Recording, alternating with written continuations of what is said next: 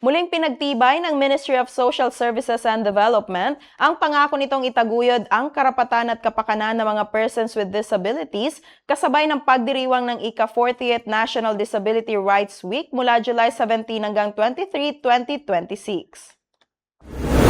Sa ilalim ng temang Rights First Legislation Forward a Strategic Action for Equal Participation and Inclusive Development, binigyang diin ng MSSD sa pamamagitan ng Older Persons and Persons with Disabilities Program ang patuloy nitong pagpapatupad ng mga inklusibo, accessible at pantay na serbisyong panlipunan para sa mga persons with disabilities, lalo na sa mga kabilang sa pinakamahihirap na sektor sa Bangsamoro. Isa sa mga pangunahing programa ng ministeryo ang Kalinga para sa May Kapansanan Program na nagbibigay ng 1,000 pesos buwan ng stipend sa mga kwalipikadong persons with disabilities upang makatulong sa kanilang mga pangunahing pangangailangan at pang-araw-araw na gastusin. Patuloy rin ang operasyon ng Center for Persons with Disabilities, isang pasilidad na pinamamahalaanan ng MSSD na nagsisilbing sentro ng pagsasanay at pagpapaunlad ng kakayahan ng mga persons with disabilities. Bukod sa arawang allowance habang sumasailalim sa pagsasanay,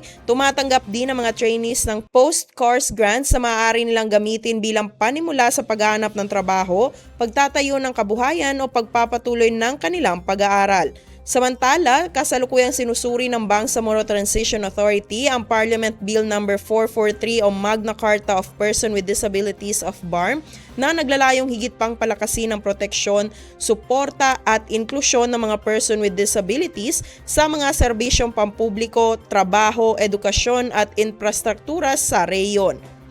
Sa paggunita ng National Disability Rights Week, nananawagan ng MSSD sa publiko na patuloy na isulong ang isang lipunang nagbibigay ng pantay na oportunidad, paggalang at inklusibong pag-unlad para sa lahat.